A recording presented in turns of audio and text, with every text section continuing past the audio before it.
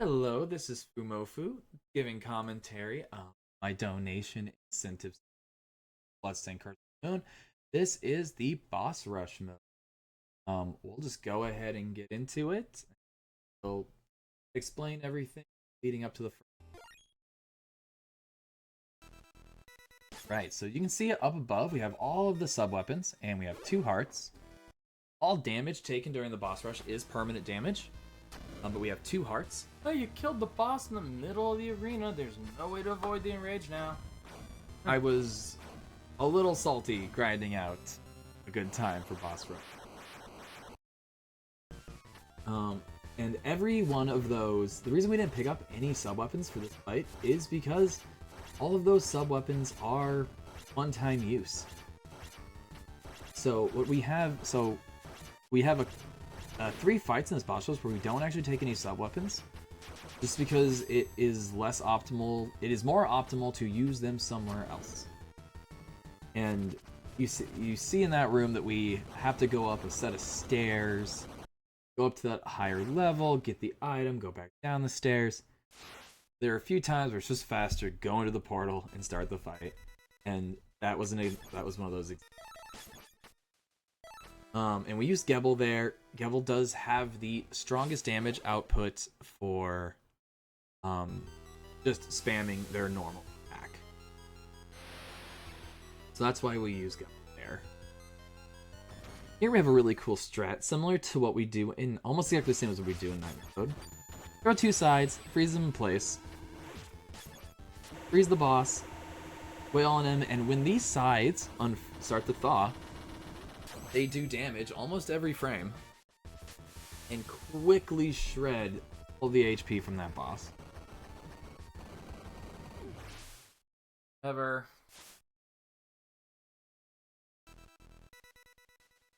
Super quick, super cool. Boss in And now we're using the axe, the health matters. strongest damage dealing. Does more damage than anything else in the game. And we use it here on the 3rd boss.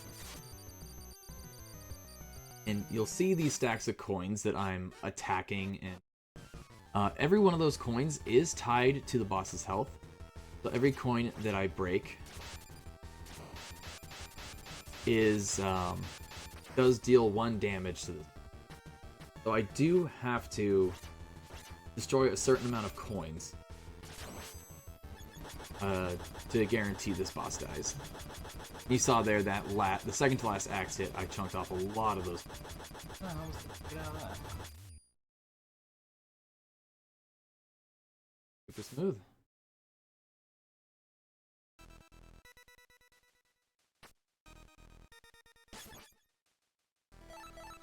We're picking up the ball and chain here to fight the 4th boss. You're gonna see me get right up into the boss's face, hit both heads with the ball and chain 6 times, finish up with a few hits, and then move on to the second phase of the fight.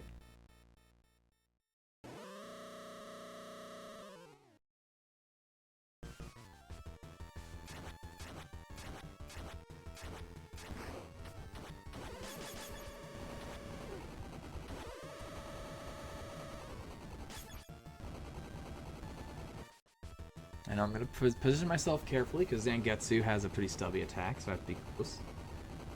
And you're going to see me buffer a few hits here. I want my first hit to be at the very end of my attack animation. Just saves a little bit of time. See here, a double damage boosting here. A few more ball and chain hits, a few more stabs. That's the 4th boss. We are halfway done. This is what I really like about the boss rush. I think it just shows various different strats from all of the different categories, and even some like here, the level 5, where we just fight the boss normally, because in the context of the boss rush, that is optimal. And ideally, we get a 2 cycle on this fight, and I believe I do get the 2 cycle. Alright. That's gonna slow me down a little bit. Nice. There's wind constantly pushing me to the right.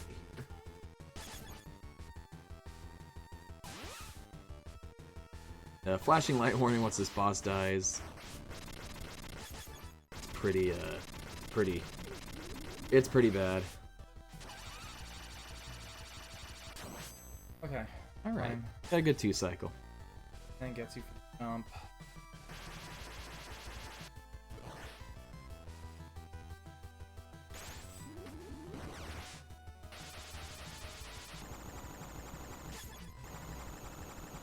Up now. Gets faster ending.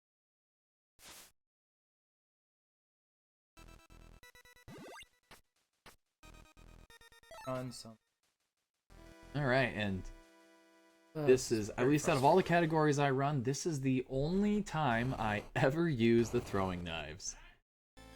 Super cool weapon, great weapon if you're just playing the game, not speedrunning. There might be some niche uses outside of boss rush, but I'm not 100%. You see here, I'm just standing on the parasols, trying to throw the knives into her as quickly as possible.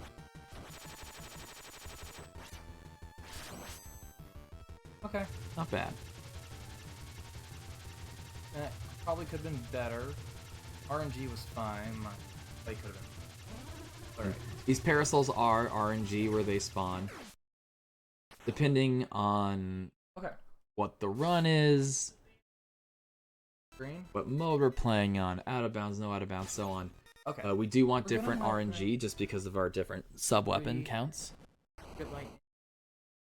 Here's another example of a boss that we fight, quote-unquote, normally. Like, the fight would be faster if we went up and got the Demon Essence, but that would be something like a 6, 7, 8 second detour. And this is unfortunate RNG there, which I had to go all the way to the left side to avoid the attack. And I can't just damage boost through these because, like I mentioned, the damage is permanent. I believe I've already used my 2 heart. But we got a nice 2 cycle here.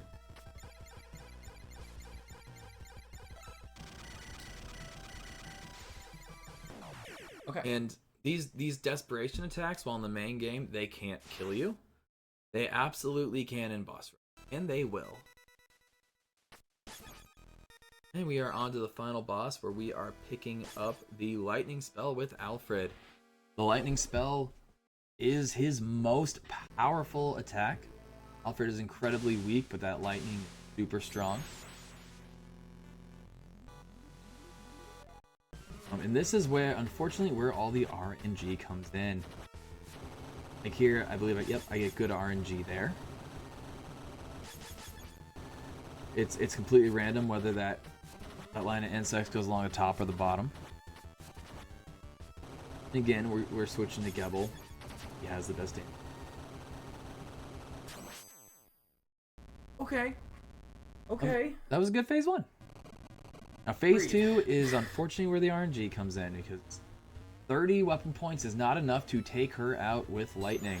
Breathe. But if we get really lucky, we get more weapon points. Tremory will summon moons to attack us with, and each one of those moons has a separate 50-50 chance of dropping a power. And if I remember correctly, I didn't get super great RNG here. I mean, it was passable. Like, that was a straight 50-50. That was 1 out of 4. Another 1 out of 4.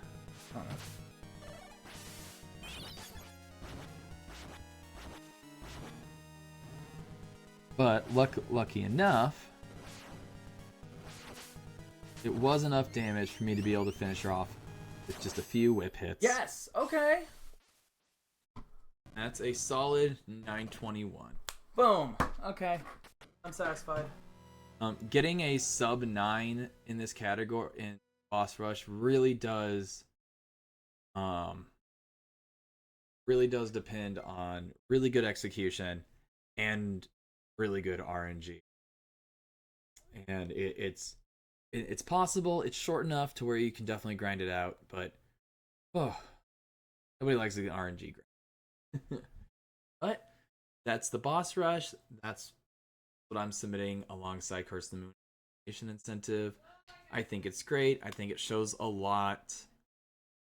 It'll regardless. If I were to get into summer games, regardless of which category I played, we would see different things in the boss rush that we see in the north. I think that's so. Thanks again. Thank you so much for watching. Thank you for considering. Take care. Bye.